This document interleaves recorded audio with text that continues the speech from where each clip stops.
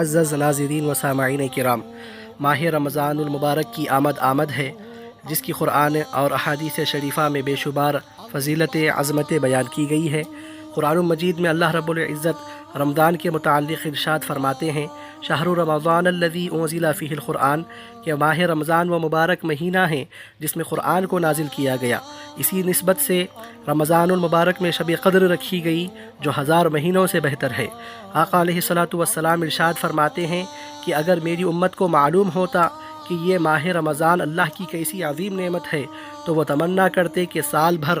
ماہ رمضان کا مہینہ ہی رہے، اور حدیث شریفہ میں بے شمار اس کی فضیلتیں بیان کی گئی ہیں۔ آقا علیہ الصلاۃ والسلام نے کئی خطبات ماہ رمضان کی فضیلت کو اور اس کی عظمت کو اجاگر کرنے کے لیے صحابہ کرام رضوان اللہ تعالی علیہم اجمعین کو بتلائے۔ ان میں کے چند کلمات یہ ہیں۔ آقا علیہ الصلاۃ والسلام ارشاد فرماتے ہیں، جب ماہ رمضان کا مہینہ قریب آتا ہے تو اللہ رب العزت دوزخ کے دروازوں کو بند کر دیتے ہیں، جنت کے دروازوں کو کھول دیتے ہیں، اور شیاطین کو جکڑ دیا جاتا ہے، اور مومنین کے رزق میں اضافہ کر دیا جاتا ہے۔ اور اس مہینے میں جو کوئی بھی شخص ایک نفل نماز ادا کرتا ہے تو اللہ رب العزت کی کرم نوازی اس پر اس طریقے سے ہوتی ہے کہ اللہ رب العزت اس کو فرض کا ثواب عطا فرماتے ہیں، اور جو کوئی شخص فرض نماز ادا کرتا ہے تو اس کو 70 فرائض کا ثواب اللہ رب العزت عطا فرماتے ہیں۔ اور اسی طریقے سے روزے داروں کو افطار کرانے کی فضیلت یہ بتلائی گئی کہ روزے دار کو جو کوئی بھی شخص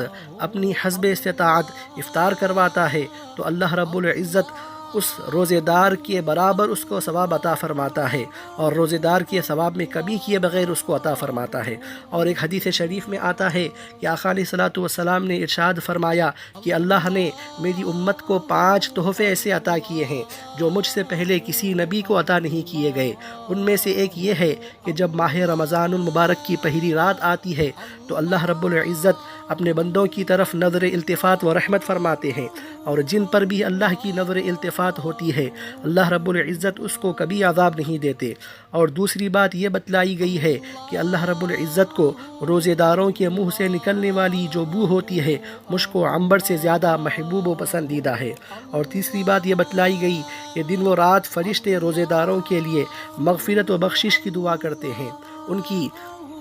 مغفرت کے لیے اللہ کی بارگاہ میں دعا گو ہوتے ہیں، اور اللہ رب العزت چوتھا انعام یہ امت کو عطا کیا ہے کہ جنت کو حکم فرماتے ہیں کہ میرے روزے دار بندوں کے لیے مزین ہو جا، سج جا اور سور جا۔ اور 5واں انعام یہ کہ جب ماہ رمضان کا مہینہ جب رخصت ہو جاتا ہے تو اللہ رب العزت سب کی مغفرت فرما دیتے ہیں۔ اور ایک حدیث شریف میں آتا ہے، آقا علیہ الصلاۃ والسلام نے ارشاد فرمایا، روزہ یہ جہنم سے بچنے کے لیے ڈھال ہوتا ہے۔ اور ایک حدیث میں آتا ہے کہ روزے کے تعلق سے آقا علیہ الصلاۃ والسلام ارشاد فرمایا، اللہ رب العزت ارشاد فرماتے ہیں کہ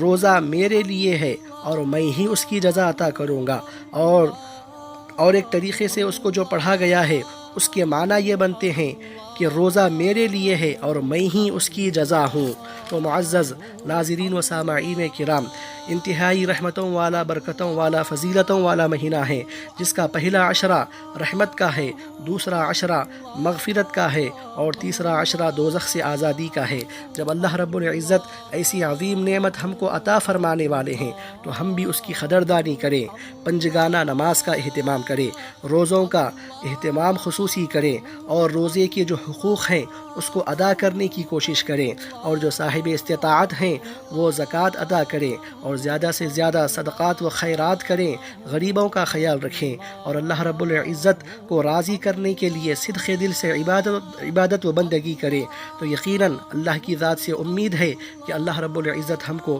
بخشش و مغفرت کے پروانے عطا فرمائیں گے۔ حضرت مولا کائنات شیر خدا علی مرتضیٰ رضی اللہ تعالی عنہ ارشاد فرماتے ہیں کہ یہ وہ مبارک مہینہ ہے کہ اللہ رب العزت کو امت محمدیہ کی بخشش مغفرت مقصود نہ ہوتی تو اللہ رب العزت اس امت کو ماہ رمضان کا مہینہ اور شب قدر عطا نہ فرماتا۔ اور حضرت شیخ مجدد الفسانی رحمۃ اللہ علیہ فرماتے ہیں کہ ماہ رمضان میں اترنے والی رحمتیں اور برکتیں اور تمام 11 مہینے کی رحمتیں اور برکتیں ایک طرف ہے اور ماہ رمضان کی رحمتیں برکتیں ایک طرف ہے، دونوں کا مقابلہ حضرت مجدد الفسانی رحمۃ اللہ علیہ نے کچھ اس طرح فرماتے ہیں کہ ماہ رمضان کی جو رحمتیں برکتیں ہیں وہ سمندر کی طرح ہیں، اور 11 مہینے کی رحمتیں برکتیں ماہ رمضان کی رحمتوں اور برکتوں کے سامنے خطرے کے مانند ہیں۔ تو اللہ رب العزت ہم کو صدق دل سے عبادت کرنے اور اس کو راضی کرنے کے لیے اور اس کے حبیب صلی اللہ علیہ وسلم کی اتباع و پیروی میں یہ مبارک مہینہ گزارنے کی توفیق عطا فرمائے۔ آمین۔